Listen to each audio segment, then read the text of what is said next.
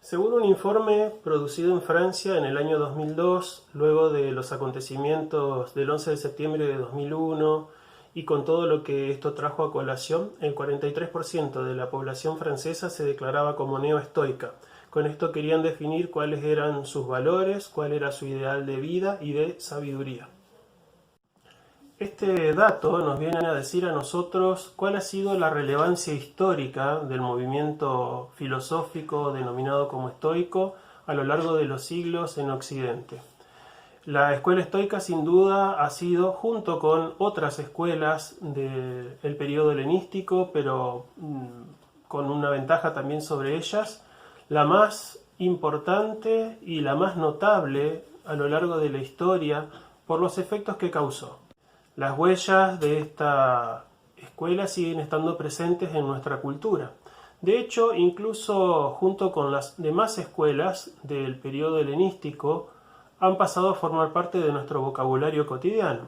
Podríamos nosotros citar el caso de los términos que denominaban escuelas filosóficas en la época helenística y que en la actualidad denominan distintas actitudes de vida, como por ejemplo escepticismo, como por ejemplo hedonismo, que era la actitud de vida propia del epicureísmo, y estoicismo.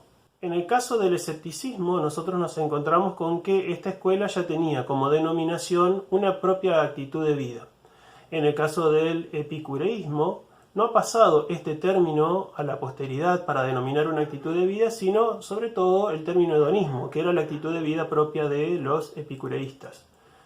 Sin embargo, en el caso del estoicismo, nosotros nos encontramos con que la actitud de vida estoica es hasta nuestros días denominada con un nombre creado particularmente para esta escuela. Esto nos hace a nosotros pensar la gran importancia que ha tenido esta escuela a lo largo de la vida, que en lugar de denominarse con una actitud en particular, con el nombre de una actitud en particular, la actitud ha pasado a llamarse con el nombre de la escuela. Gran parte del éxito de la escuela estoica, así como de otras escuelas helenísticas, se ha debido al abandono de la actitud meramente teorética y al abandono de las cuestiones más abstrusas, abstractas y o trascendentes, como las que aparecían en la metafísica de grandes pensadores como Platón y Aristóteles, para ocuparse sobre todo de la cuestión práctica de la vida, del cómo vivir. Y esto en épocas en que la confusión reinaba, dado lo conflictivo de una situación en la que el gran imperio de Alejandro Magno comenzaba a desmoronarse, más la ampliación de horizontes que había supuesto la actitud conquistadora de Alejandro Magno sobre todo el territorio cercano y del lejano oriente.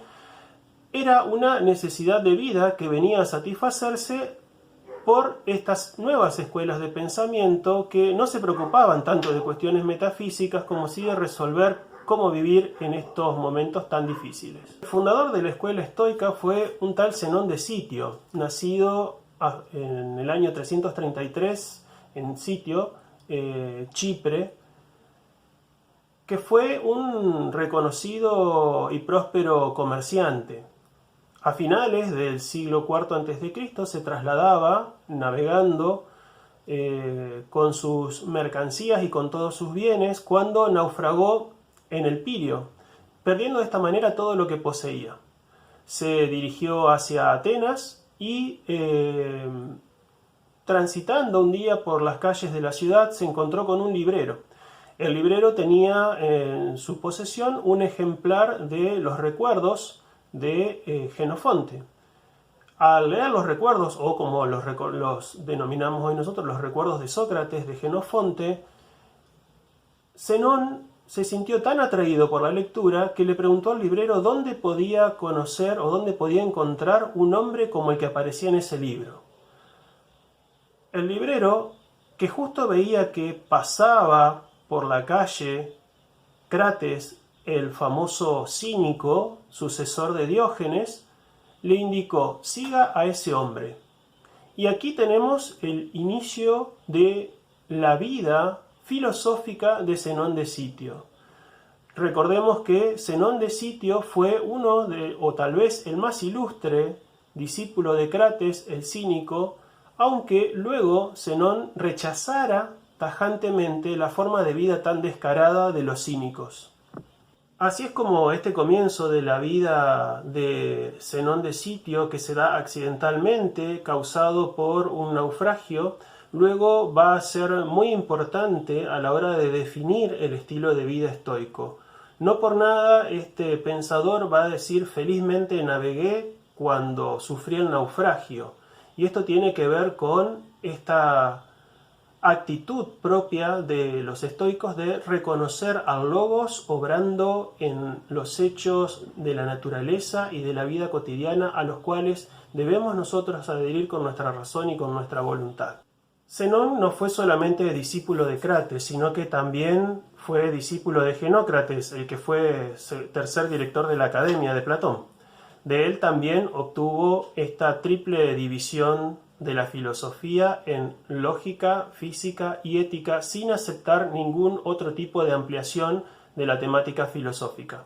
Fue también discípulo de Estilpón el Megárico, con el cual aprendió lógica, y fue un ávido lector de Heráclito. Heráclito fue tal vez el pensador que más ha influido en el pensamiento y en la concepción de la realidad estoica. Como no era ateniense, Zenón no podía comprar un lugar propio para poder dedicarse a la enseñanza en la ciudad de Atenas. Al ser meteco tenía que hacer sus reuniones o congregar a sus reuniones en lugares públicos.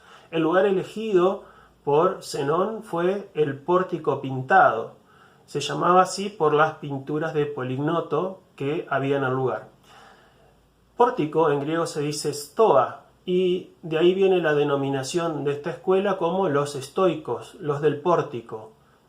A la muerte de Zenón lo sucedió en el año 262 después de Cristo como director de la Stoa Cleantes. Cleantes es descrito por Diógenes Laercio como un hombre obtuso y torpe, pero se le reconoce su buena escritura.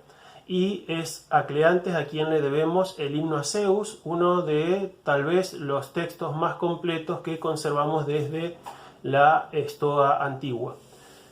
Luego de la muerte de Cleantes, quien fue director de la Stoa fue Crisipo, que fue tal vez el más grande sistematizador de las doctrinas de la Stoa antigua y que logró deshacer un cisma que se estaba produciendo en el seno de la misma escuela.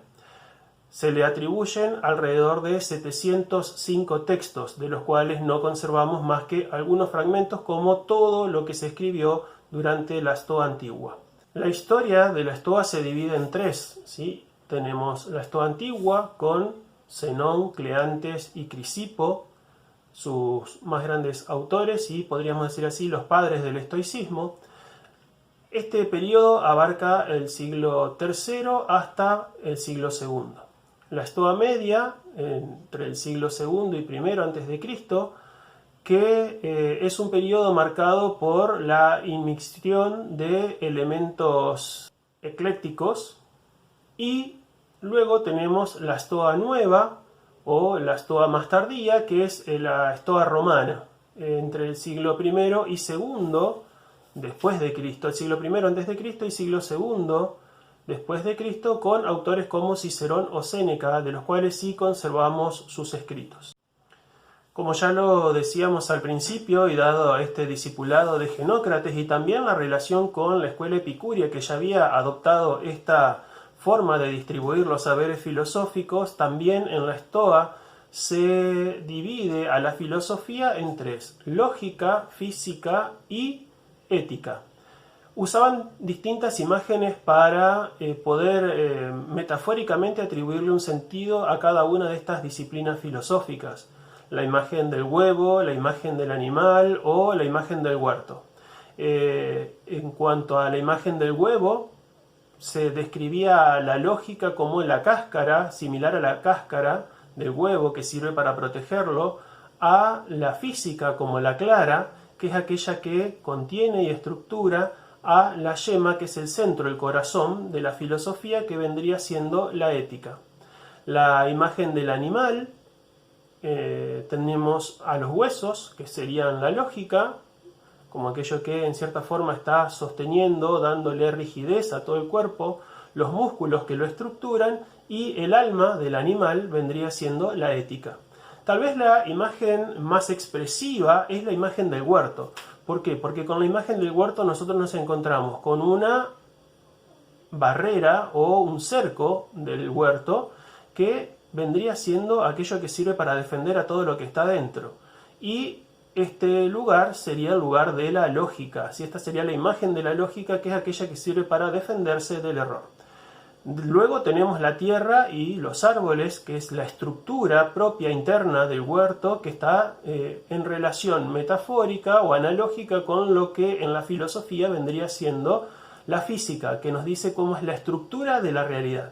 Ahora, todo esto tiene un fin. El huerto tiene una finalidad, que es la de los frutos. Y los frutos vendrían siendo la representación de la ética, aquello para lo cual filosofamos. Filosofamos para obtener el fruto que se manifiesta en una forma de vida muy particular, como es la de los estoicos. La central preocupación de la lógica estoica, al igual que en la escuela epicúrea, va a ser aquella que girará en torno al problema del criterio de verdad.